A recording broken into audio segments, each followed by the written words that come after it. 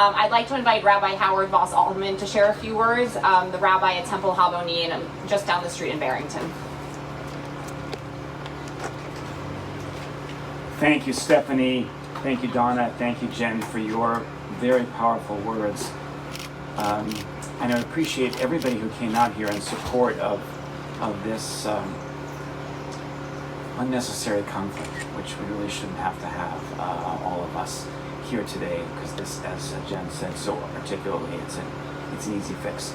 I wanted to just discuss the concepts of religious pluralism for just a little bit. Religious pluralism and pluralism generally is at the heart of our democratic experiment. It's the heart of our nation's values. And think about the idea of the nation accommodating the rights of minorities, the rights of those whose voices are not heard quite as loudly. I think about the decisions and financial expenditures that are being spent to create accessibility for the disabled. The disabled represent a very tiny minority of our community's members, and yet we believe that accessibility is such an important value that we're willing to expend resources, financial and otherwise, to make sure that no one feels excluded from the rights that and the access that everyone else has. And the same is true for accommodation for those religious minorities. Our democracy is a balance. It is a balance of majority and minority rights. And we find ourselves in this situation because of how that balance is going to be worked out. So, in past years, in fact, in every year up to now, how has the Jewish community in Bristol Warren responded to Rosh Hashanah? Well, the answer is that there was no day off because it was considered to be, we were considered to be too small a minority, and if you wish to take the day off, that was your right to do. So what's changed?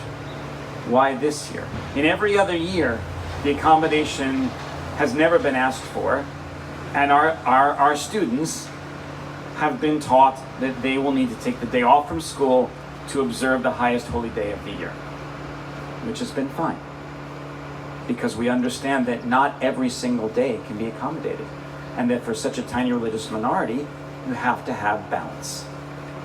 But this year, a year following a year like no other, that is a year where our children have not had the opportunities to be with their friends, not had the opportunities to be in the classroom with their teacher.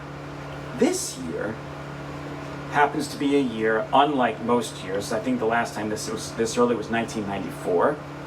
But this year we have asked for an accommodation because this year Rosh Hashanah, our high holy day, our Jewish New Year, has fallen on the first day of school. So in other years, the accommodation has been towards the school because, after all, it would be disruptive. But this year, we're asking for an accommodation to be made for our students for their religious needs because it is the first day of school, and no child should be punished, no teacher should be punished because of their religious beliefs. And that is what is happening here. So, in terms of a slippery slope, there is no slippery slope because, after all, every other year, we've never asked for this accommodation. We understand the balancing interests that go with both decorum and administration of the school versus a tiny religious minority's rights. This year, however, is different. And so when people speak about a slippery slope, there is no slope to be slippery on because this has not happened before. And we recognize our responsibilities as citizens as well. My question to the school board is, and always has been, why? Why is this so important? Why is it that you would punish a religious minority and make them choose between the first day of school and the religious observance of the highest holy day of the year, when you could easily, as Jen noted, fix it?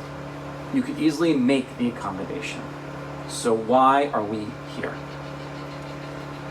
I don't know, because no one will explain it. But it seems to me that if the fix is easy, and the principle to be established is one of religious freedom and liberty, which happens to be at the very heart of what it means to be in Rhode Island, that we believe that such an accommodation, such a fix, should be made. Finally, on Good Friday, it's a day of the week, and yet there is religious accommodation made, and I understand why. Because you have a vast majority of students who like that accommodation so that they don't have to choose between going to school during the week and going to observe their religion. Why is it different? No one's explained that as well. We live in a society that requires accommodation. It happens to be that there is no school on Christmas Day, that there is no school on Christmas Eve, that there is no school on Easter Sunday, which is wonderful, and I'm so glad there isn't. But you know how things get done on those days? Do you know what accommodations are made for people who work in hospitals and in settings where they can't close? The way it happens is that religious minorities, doctors, nurses, administrators, they work those days so that others can have the day off. That's how it happens. You see, there's no law about that. It's about living in a pluralist society. It's about living in a society that understands that we all have different religious beliefs, and those religious beliefs ought to be accommodated. And so, religious minorities, Jews included, work those days so that others might have the day off. That's how it happens.